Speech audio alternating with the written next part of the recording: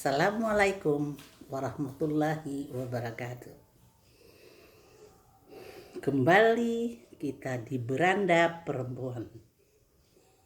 Hari ini kita akan ngobrol tentang orang tua keren. Menjadi orang tua di era milenial. Jadi kita kasih judul atau kita akan percakapkan bagaimana orang tua keren di era milenial ini.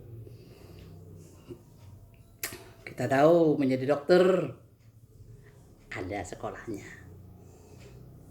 Menjadi guru ada sekolahnya. Menjadi hakim ada sekolahnya. Menjadi orang tua tidak ada sekolahnya.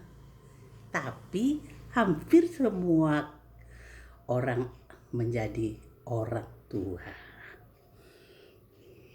Nah, inilah yang akan kita percakapkan. Bagaimana menjadi orang tua di era milenial ini. Karena pada era ini berbagai hal banyak berubah. Nah, percakapan ini akan kita awali dengan keluhan soal remaja putri yang bernama Diana. Begini keluhannya. Mama sering marah-marah padaku. Aku sering dipanggilnya dengan sebutan yang menyakitkan. Dikatakan bodoh, dikatakan gendut, pemalas, dan tidak berguna. Mama tidak suka dengan gaya milenialku. Begitu kata remaja putri kita yang mau curhat di Beranda Perempuan yang bernama Diana. Dia meneruskan keluhannya. Mama itu bila aku memegang gadget, memakai gawai, aku dicurigai. Disangka mengakses informasi negatif yang merusak mental. Padahal aku membaca ulang catatan yang kubuat sepanjang hari. Aku tuh membiasakan diri mencatat di gawaiku apa-apa yang ingin ku ingat. Pelajaran yang liwat di kepala sering terlupa. Maka itu aku rajin melihat kembali catatanku. Tuh, keluhan Diana kita lanjutkan. Mama stres menjagaiku. Selalu chattinganku dengan teman-temanku melalui Instagram dimata-matai. Oleh mama aku tak boleh sering menggunakan Instagram. Kata mama, Instagram bisa berpengaruh buruk terhadap remaja.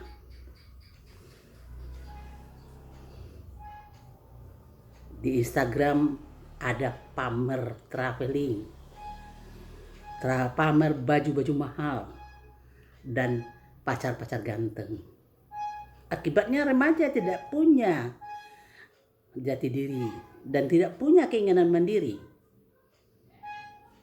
Dia hanya menghabiskan waktu dan energi untuk melihat akun-akun orang. Setelah itu marah-marah karena hidup tidak seindah orang di Instagram itu. Begitu sih Diana dengan lancar menyampaikan keluhan curhatnya. Diana masih meneruskan curhatnya. Karena mama selalu prejudis, aku suka berbohong. Mungkin mama stres menjagain aku. Dan aku juga stres diawasin terus-menerus. Mamaku sangat protektif. Apa-apain dijagain. Aku merasa seolah dimata-matain. Nah, itu demikian tadi keluhan Diana, seorang remaja putri yang menyampaikan curahan hatinya. Menjadi orang tua di zaman ini memang tak mudah. Orang tua harus ekstra sabar menghadapi anak, menahan emosi agar tidak lepas kendali, dan tetap menjadi teladan bagi anak. Memang tiap orang tua punya cara sendiri-sendiri dalam didik anaknya. Ada yang bersikap keras dan tegas agar anak kuat dalam menghadapi masa depannya. Ada yang bersikap lembut dan penuh pengertian untuk memberikan ketenangan terhadap anak. Dalam era digital ini, tidak sedikit orang tua merasa cemas hingga stres ketika anaknya menginjak remaja. Remaja milenial sulit dikontrol karena dia tengah mencari jati diri. Mereka tumbuh dengan internet, sehingga informasi dari internet lebih banyak mempengaruhi perilakunya. Dalam mengasuh remaja, ibu dan ayah sekarang ini harus kompak. Nah, coba mari kita dengar keluhan seorang ayah. Bagaimana kekecewaannya di dalam mendidik remajanya. Begini keluhan sang ayah. Kami tidak kompak dalam proses pengasuhan anak. Aku bersikap lembut dan lunak terhadap anak, tapi istriku super ketat. Prasangka buruk terhadap anak bagian dari pola asuhnya. Kekerasan, walaupun itu hanya kekerasan emosional, sering digunakannya untuk mendisiplinkan anak. Akibatnya, anak kami mudah ngambek, baperan, marah-marah. Lalu ibunya ikut marah-marah pula. Ibu marah, anak marah. Lalu ada air mata.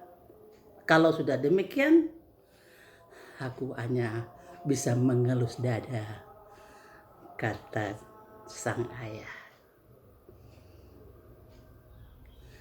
Remaja belum punya sensor dan belum punya detektor. Maka itu dia harus dibimbing. Salah satunya berkomunikasi.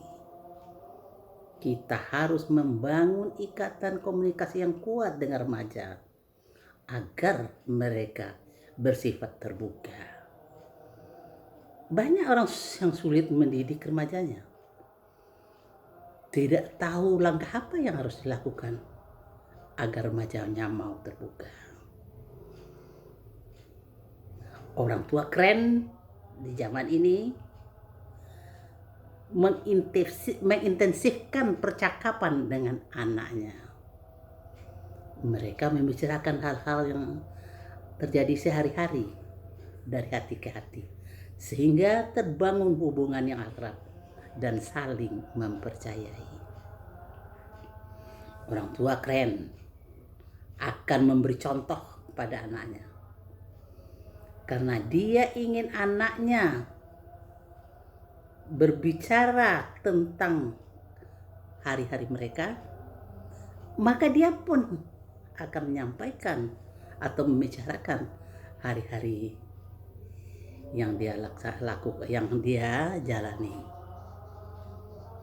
Orang tua keren akan memberi waktu untuk mendengar cerita anaknya.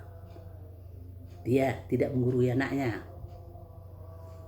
Kalau percakapan sudah bersifat menggurui, maka percakapan itu akan terhenti. Biarkan anak bicara apapun yang ingin dia sampaikan. Orang tua cukup merespon dan mendengarkan baik-baik. Dan sekali-sekali ajukan pertanyaan netral. Orang tua keren banyak cara membuat remajanya bahagia. Ngobrol santai, ngobrol dengan kasih sayang, bercanda sesuai situasi untuk meredakan krisis yang dialaminya. Dan sesekali remaja kita ajak bermain atau berkuliner di tempat favoritnya. Sampai di sini percakapan kita tentang orang tua keren di era milenial. Sampai ketemu pada acara berikutnya. Assalamualaikum warahmatullahi wabarakatuh.